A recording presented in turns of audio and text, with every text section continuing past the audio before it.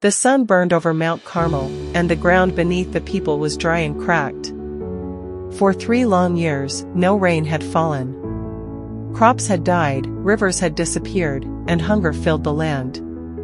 Everywhere, people whispered in fear, wondering if God had abandoned them. Then one man stepped forward.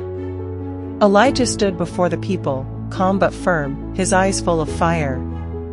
"How long will you keep standing between two sides?" he called out. "If the Lord is God, follow him. But if Baal is God, then follow him." The crowd stood silent. No one answered. Behind them were 450 prophets of Baal, dressed in rich robes, confident and proud. One of them laughed and stepped forward. "You are alone," he said. "We are many. Today, everyone will see who truly answers." Elijah nodded. "Then let it be settled today." 2 altars were prepared. 2 sacrifices were laid upon them. And 1 condition was given: no one was to set fire to the offering.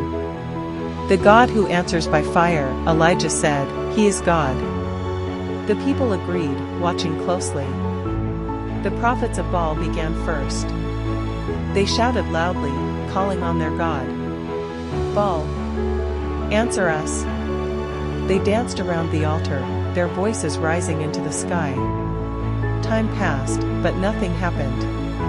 The sun climbed higher, and still there was no answer.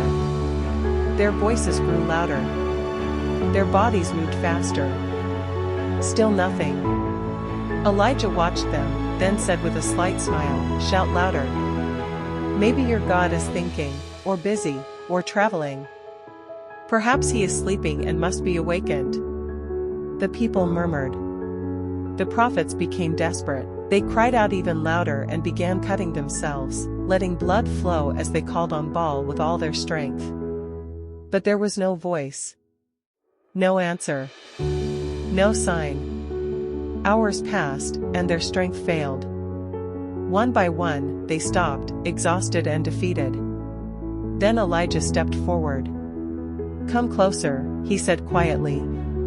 The people gathered around him. He began to rebuild the altar of the Lord, carefully placing 12 stones, 1 for each tribe of Israel.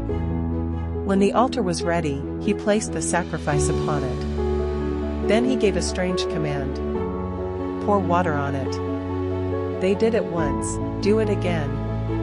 They did it twice. "Do it a 3rd time." Water soaked everything, the sacrifice, the wood, and even filled a trench around the altar until it overflowed. Everyone could see it clearly now.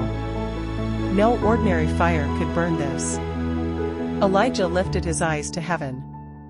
There was no shouting, no struggle.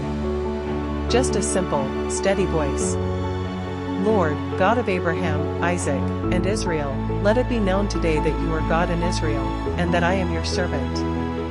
Answer me, Lord, so these people will know that you are God and that you are turning their hearts back again." For a brief moment, everything was still. Then suddenly, fire fell from heaven. It came with power, blazing brighter than anything they had ever seen. It burned the sacrifice, the wood, the stones, the dust, and even the water in the trench. Nothing was left.